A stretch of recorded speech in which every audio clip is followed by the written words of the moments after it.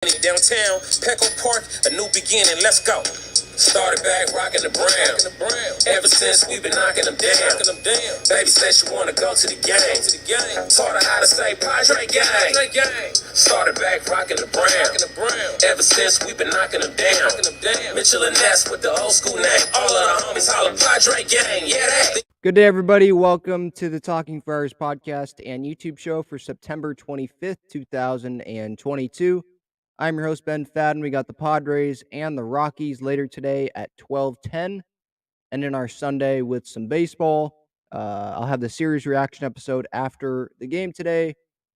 Good win last night. Darvish, 6 solid innings, 2 runs allowed. Trent Grisham played some great defense in center field in that 5th inning, which I thought turned the game totally around. Outscored the Rockies after that 6-1. Crony had a huge day, 3 RBIs. He now has 80 on the season, which is second best on the team. Manny drove in a couple more runs. He has like 97 RBIs, so he's close to 100 now in runs driven in so far this year. Got Clev on the mound today. I think it's a little bit of a different lineup today. It's intriguing to me. Austin Nola was supposed to catch today, according to Kevin Acee and his newsletters leading up to this weekend or leading up to today. But I didn't see anything about that in today's newsletter that he wrote. But Campy is catching today. It's not Nola. They didn't catch Nola on Friday. They had him in the lineup, but then they had Jorge Alfaro catch in place of Nola on Friday because they wanted Nola to catch on Sunday, Saturday, and Sunday. But it looks like they're going to go Alfaro Friday. You had Nola yesterday, and then Campy today. So literally splitting at least the starting playing time among the catchers, which is interesting. Obviously, in terms of offense, I'd rather have Campy in there over Nola. Although Nola, I believe, doubled yesterday, had a pretty good day yesterday at the plate. But Campy's the better power option, and we'll see what he does with Clev today. I forget if Campy caught. I don't think Campy caught Clev last time when Clev went 5 2/3 innings against the Cardinals, gave up no runs. That was the first game of that Cardinals series, I believe. Yeah, Austin Nola was in the lineup. Campy did not pinch hit. He didn't do anything in that game when Clevenger started last time. Nola went 0 for 4. He was batting 8th, right in front of Jose Azocar in that lineup. So, I don't know. Musgrove's been pitching well. They've had Campy catch him. Clevenger pitched well his last time out. You would think maybe they'd go back to Nola. Sounded like that was the plan. But Bomel must have changed his mind, or Nola's not feeling well. I don't know. I haven't seen any updates about that. The manager doesn't speak to the media before day games like this, so we probably won't know until after the game. I don't know what's happening there, but it'll be interesting to see how Campy can catch for Clev today. It looks like he's getting more comfortable, more confident behind the plate, and that's obviously something that you want to see. You'd think that he could be the catcher of the future here. And so what we want from him, obviously, we want him to play well every game, but we want from him, or I want to see that positive, just see progress, every game, see something that he's doing better than last time. Obviously, that's called improvement. The magic number for the Padres going into today is 8. So a combination of 8 Milwaukee losses and 8 Padre wins. Padres get in. So, for example, if the Rockies in their last 10 games, they go 5-5, the Padres, all they would need to do is go 3-7, and they'd get in. So they have the advantage. So you add up Padre wins and Brewers losses, gets to 8. Padres are in the postseason. Right now, I believe they are, is it a half game behind the Phillies for the second wild card? I think the standings are the same as they were yesterday because the Padres won yesterday against the Rockies, the Phillies won yesterday against the Braves, and Milwaukee beat Cincinnati. Hunter Renfroe homered twice a day after Colton Wong hit 3 bombs against Cincinnati, so that's definitely not the team you want to rely on to beat the team that's chasing you in the standings. Actually, so San Diego's a half game up on Philadelphia. Um, Philadelphia didn't win yesterday. My bad. Philadelphia lost. It actually wasn't close. I was thinking the day before. So Padres are a half game up on Philly for the second wild card going into today's action. They're 2 games up on Milwaukee for a final playoff spot. Philadelphia is a game and a half up on Milwaukee for that second wild card right now. So that's where things stand. Um, this is not a Padre note, but a little baseball note. Sunday night baseball tonight. Yankees Red Sox at 4:08. I'll probably just starting streaming for my series reaction. That game will be on ESPN, ESPN2. Aaron Judge is going for his 61st home run of the season, which would tie the American League home run record set by Roger Maris. That's 61. If he gets 2, then he breaks it. And so obviously all eyes, or most eyes on the baseball world, are on Aaron Judge right now, like they were on Albert Pujols when he hit 2 home runs against the Dodgers for 700. So that's obviously the big thing in baseball right now. But Padres related, it's obviously these wild card standings. Milwaukee plays at 10:40 this morning, um, and Philly starts at 10:05. They're at home. They have Kyle Gibson on the mound for them. Milwaukee has Peralta on Freddie Peralta pitching for them against Nick Lodolo. So that's what's going on around the wild card stuff, and that's related to the Padres. Getting back to today, Clev against Kyle Freeland. Kind of already talked about Clevenger. Last time out, he pitched well. It was to Nola, not Campy. So we'll see if there's some communication issues or whatever today with Campy and Clev. This might be the first time that Clevenger has pitched to Camposano. This definitely this regular season. I don't think that he has yet. I could be wrong, but I don't think he has. So that's obviously the big thing to watch for today. And Kyle Freeland is on the mound for the Rockies. The other side of things, so last time out, 6 innings, 2 earned runs. Start before that against the White Sox, September 14th, 6 and 2/3 innings, no runs. He's been pitching pretty good in September. Hasn't allowed more than 3 runs. Hasn't allowed more than 2 earned runs yet in September. Hopefully that changes today. The last time that he faced the Padres, August 4th at Petco, he went 5 and 2/3 innings, 2 earned runs. But then July 14th at Coors, he went 4 innings, gave up 5 earned runs, 6 hits, walked 3 guys, gave up a home run. I believe that was the game where he was smashing stuff, a bat, I think, up against the dugout ceiling and just smashed a bunch of things. When a reliever that came in gave up the runs that he put on base.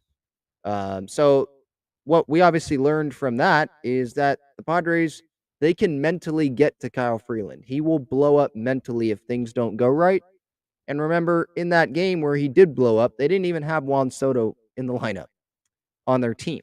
So if Soto can piss him off a little bit, have some long at bats, Kyle Freeland might get a little flustered or might get a little pissed off and lose it a little bit. And so that's what you're hoping for if you're a Padres fan. It wasn't a good look what Kyle Freeland did earlier this year in the dugout.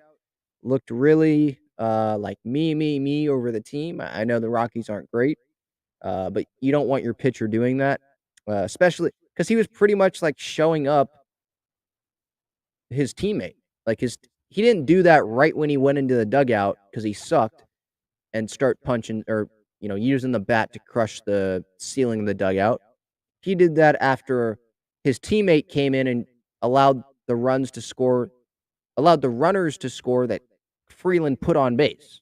So it wasn't all the relievers' fault. But Kyle Freeland has a 4.38 ERA entering today. Again, he's had a good September, but the Padres, if they can do what they did yesterday, have a big inning. I know that was off the bullpen, but have a big inning off of Freeland. I think it's going to be entertaining probably to watch. Freeland's emotions and what's happening there. Um, that's pretty much all I wanted to touch on with Kyle Freeland. Rockies lineup is out. Ryan McMahon's at third. Jonathan Daza's in center.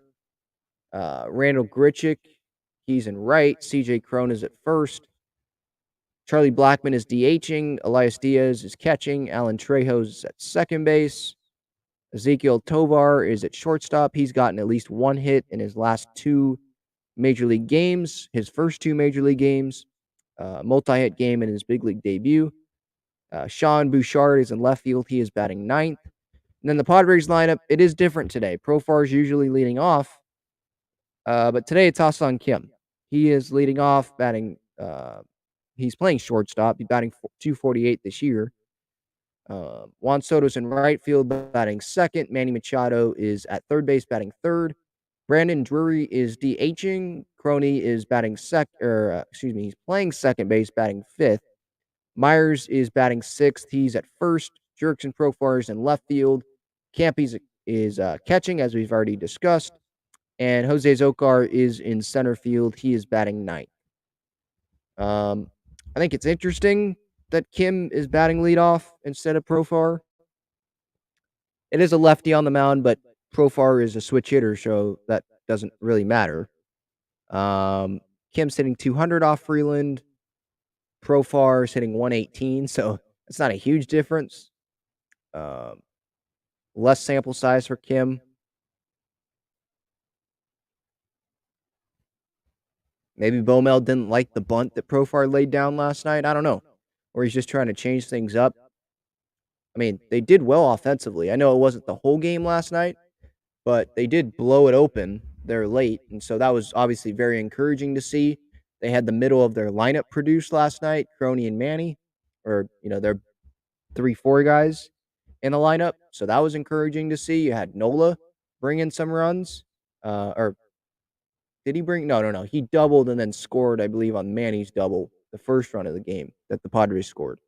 Anyway, you get my point. There was a lot of contributions from pretty much everyone except probably Grisham. Well, no, Grisham even sprinted down the line, kept himself out of the double play. That scored a run late in the game. Josh Bell, he walked with the bases loaded. So those two guys didn't get hits, but everyone in the lineup got on base last night. So very encouraging what we saw from the Padres last night. As for the bullpen situation, let me pull that up real quick. Garcia, 9 pitches last night. He probably wouldn't go today, back-to-back days already for him. I mean, he probably could go off day tomorrow. Tim Hill is probably good to go. 15 pitches yesterday. Stammen they only used because it was a blowout, so he probably wouldn't pitch today. But all their big guys are available. Martinez has had a couple days off, so he could go multiple innings before an off day tomorrow. So maybe look for that, depending on what Clevenger does. Maybe Martinez comes in right after Clev. Hader is definitely available to close or pitch in whatever situation the Padres want him to pitch in. Morahone, Wilson, Suarez, Johnson, they've all had a day off after pitching on Friday. So all of their big guys, except maybe Luis Garcia, should be good to go today. So that is good news for the Padres bullpen. Don't know how long Clev would go. Although he did, I think he spoke to Kevin Acee in the newsletter, or it was in the newsletter. Don't know when he spoke to Acee, but just talking about how last time out, he had a lot of success in that start. So his next start, or today, leading up to it, he's done pretty much the same preparation with the trainers. They were talking about like draining out some stuff in his knee, doing the same stuff that they did leading up to last start. Seems like he's been doing a lot of massaging and stuff, or pressuring the joints or whatever. So if it's working, it's working. And stick to it, obviously. I know baseball players, they're big on routines, probably pitchers especially. So, yeah, stick to it as long as it works, right? This is the time you want Clevenger to continue pitching well, and build off of good starts. here late in September with the Padres' magic number down to single digits. It's at 8 right now, so you really hope the Padres can win this series.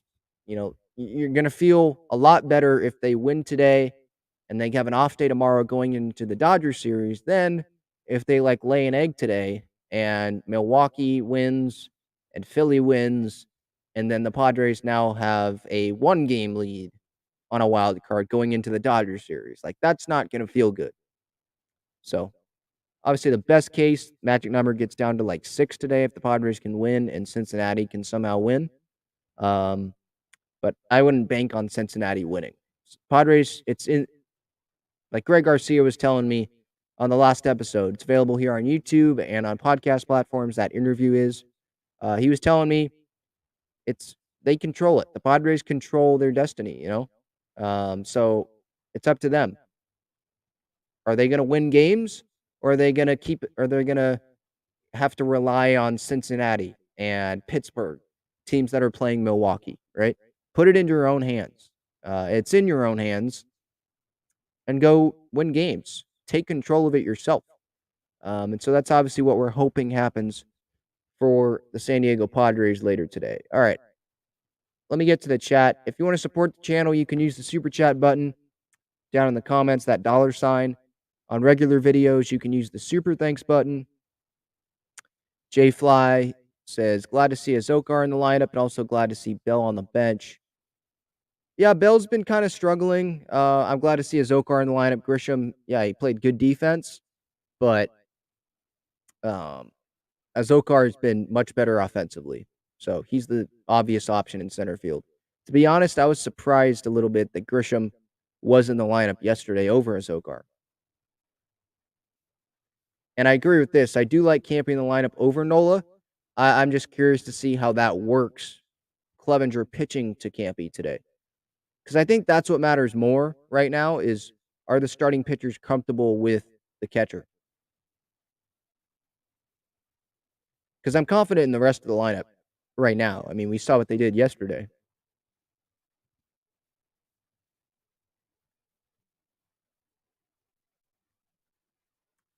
Jay Fly says right now he'd rather have Myers hitting in place of Bell. Let me look at... I probably agree with that. Let me look at this. Last 7 games, Myers is hitting 304, 333 on base percentage. Let me look at Josh Bell. Last 7 games, his on base percentage is 250. He's hitting 100. So, yeah, Myers is having much better last 7 games. So, yeah, I would think that you're right on that, Jay Fly.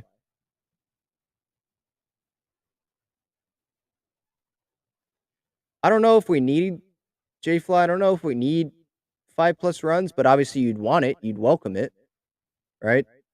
You're at Coors Field. You think that you'd want to score, or you think that this team is capable of putting up another really solid offensively, a really solid offensive game. But I don't know if they need more than 5 runs.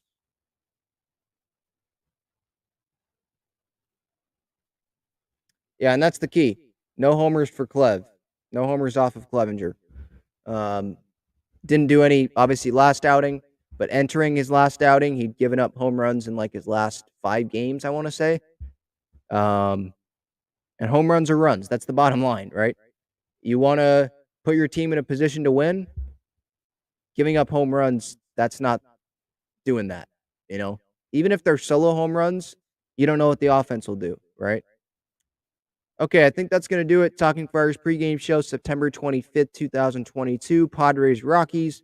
12:10's the first pitch. I'll have the clips at Talking Friars on Twitter as always.